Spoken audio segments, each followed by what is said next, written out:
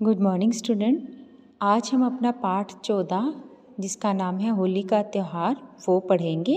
इसके बारे में मैं आपको बताऊंगी, जिसमें एक छोटी लड़की एक पत्र लिख रही है अपनी नानी को, जिसमें वो होली के त्यौहार के बारे में बता रही है। वो मैं आपको बताऊंगी। आगे हम पढ़ेंगे। मेरी प्यारी नानी, कल होली है, मुझे आपकी बहुत याद आ रही है।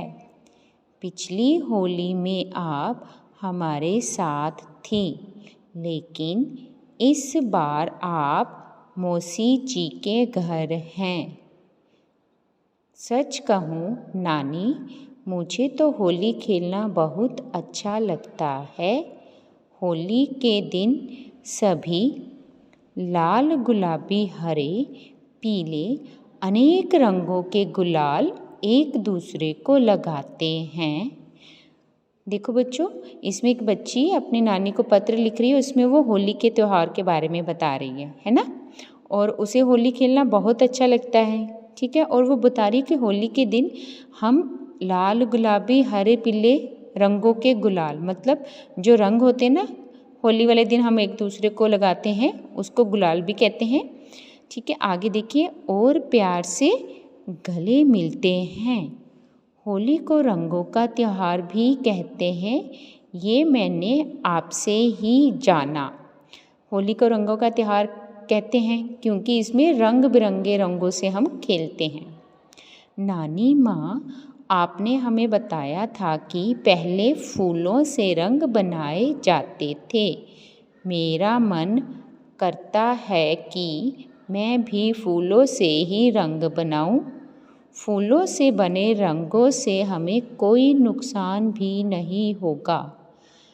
बच्चों, आपको पता है, जब बहुत पहले होली खेलते थे तो ये रंग नहीं हम यूज़ करते थे, ये नहीं प्रयोग किए जाते थे। पहले जब होली खेलते थे हमारे पुराने लोग, हमारे पूर्वज, तो वो रंग बिरंगे फूलों को सुखाकर उसके रंग बनाते थे, ठीक है। और वो इतने हार्मफुल, इतने नुकसान वाले भी नहीं होते थे। आजकल आपने देखा ना, कई रंग अगर आप किसी को लगा देते हो तो उससे उनको खारिश वगैरह, जो उनको एलर्जी भी हो जाती है ना। मगर पहले जब रंगों से खेलते थे तो वो फूलों के रंगों से बनी होली से खेलते थे, ठीक है। आगे, माँ तो सुबह से ही होली की तैयारियों में लगी है। वे गुजिया और तरह तरह की मिठाइयाँ भी बना रही है।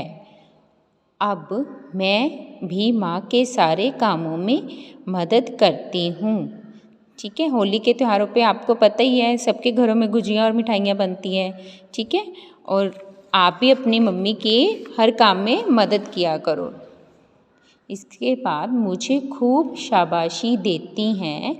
वे कहती हैं शीनू जैसी कोई नहीं, ठीक है। उस लड़की का नाम शीनू है जो अपनी नानी को पत्र लिख रही है।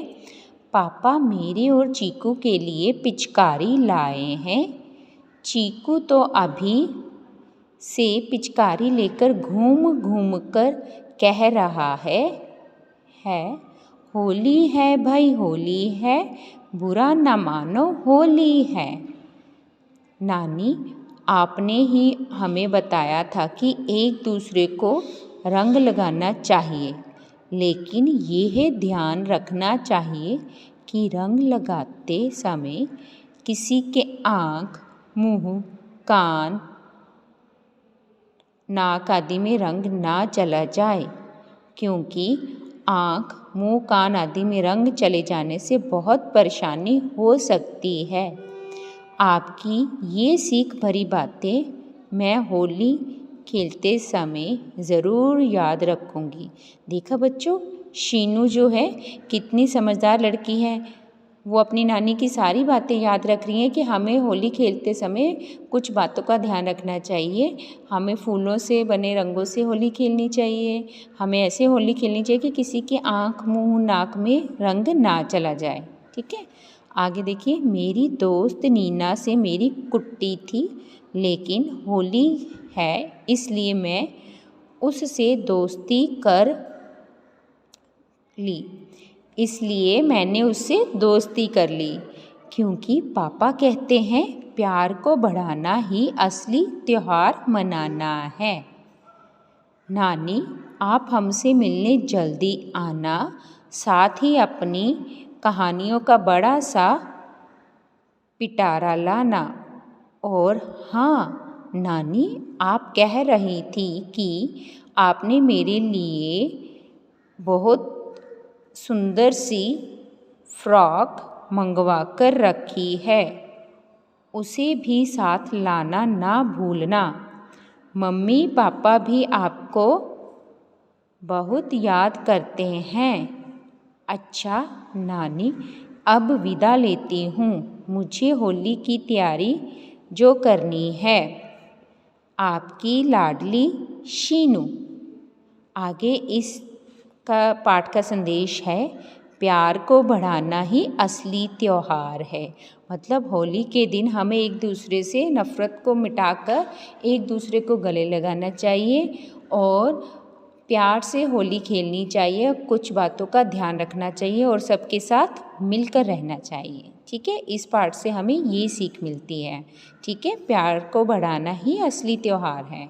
ओके, अब आपने भी इस पाठ को अपनी पुस्तक में रीड करना है। ठीक है, ध्यान से रीड करना है, समझना है इसको। ठीक है, इसके बाद कल मैं इसके प्रश्न उत्तर आपको लिखवाऊंगी। Okay, thank you.